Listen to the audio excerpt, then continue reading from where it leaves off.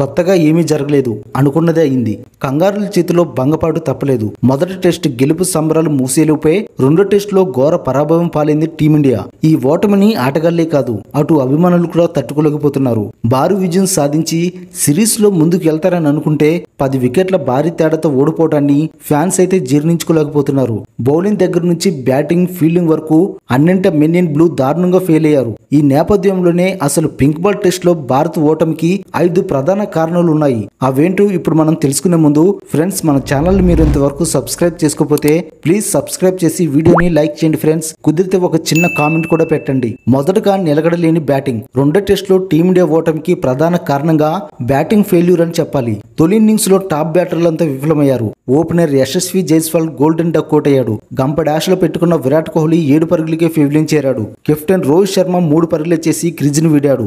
రిషబ్ పంత్ 21 పరుగులు, శుభ్మన్ గిల్ 31 పరుగులు, కేఎల్ రాహుల్ 37 పరుగులు చేసి మంచి స్టార్ట్ లభించినా సద్వినియోగం అయితే చేసుకోలేకపోయారు. రెండో ఇన్నింగ్స్ లోనూ ఇదే తీరు. రాహుల్, రోహిత్ శర్మ అయితే డబుల్ డిజిట్ కూడా టచ్ చేయలేదు. ఇదే మ్యాచ్ రిజల్ట్ ను డిసైడ్ చేసింది. ఇక రెండోదిగా సెలక్షన్ లోపాలు. పెర్త్ టెస్ట్ లో అటు బౌలింగ్ తో పాటు ఇటు బ్యాటింగ్ లోనూ ఓ చెయ్యి వేసి జట్టు విజయంలో కీలక పాత్ర పోషించాడు young spin allrounder Washington Sundar. అయితే అతన్ని ఆడిలైట్ లో ఆడించలేదు. అతని స్థానం జట్టులోకి వచ్చిన రవిచంద్రన్ అశ్విన్ కేవలం 1 వికెట్ మాత్రమే తీశాడు. బ్యాటింగ్ లోనూ అతను కాంట్రిబ్యూట్ అయితే చేయలేదు. ఇది టీమ్ కి మైనస్ గా మారింది. ఇక మూడవది బౌన్సర్ల బలహీనత. షార్ట్ బాల్స్ ఆడటంలో భారత బ్యాటర్లు ఎప్పుడు ఇబ్బంది పడుతూనే ఉంటారు.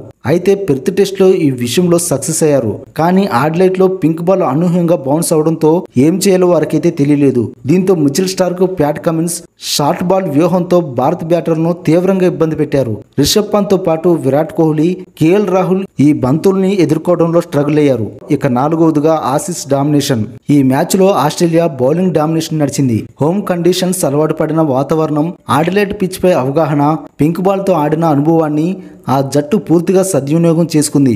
కమిన్స్, స్టార్క్ తో పాటు కొత్త పేసర్ బోలాండ్ అద్వితీయంగా బౌలింగ్ చేశాడు. బౌన్సర్లు, స్వింగ్ డెలివరీస్ తో టీమిండియా బ్యాటర్లను ముప్పతిప్పలు పెట్టారు.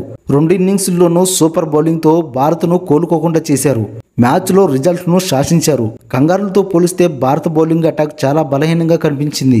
ఇక ఐదవదిగా పార్ట్నర్షిప్స్. పింక్ బాల్ టెస్ట్ రెండో ఇన్నింగ్స్ లోనూ కొందరు భారత బ్యాటర్లకు మంచి స్టార్ట్ లభించింది. అయితే వాటిని బిగ్ స్కోర్స్ గా మలచలేకపోయారు. అదే సమయంలో ఇతరులతో కలిసి భాగస్వామ్యాలు నెలకొల్పలేకపోయారు. అందుకే భారీ స్కోర్ చేయలేక చతికిలబడింది భారత్. ఓపెనర్లు సరైన స్టార్ట్ ఇవ్వలేకపోవడం, టాప్ ఆర్డర్ పార్ట్నర్షిప్స్ బిల్డ్ చేయలేకపోవడంతో మిడిల్ ఆర్డర్ మీద ఒత్తిడి పెరిగింది. మరి మీ యొక్క అభిప్రాయంలో రెండో టెస్ట్ ఓటమి గల ప్రధాన కారణాలు ఏమిటో కామెంట్స్ రూపంలో తెలియజేయండి.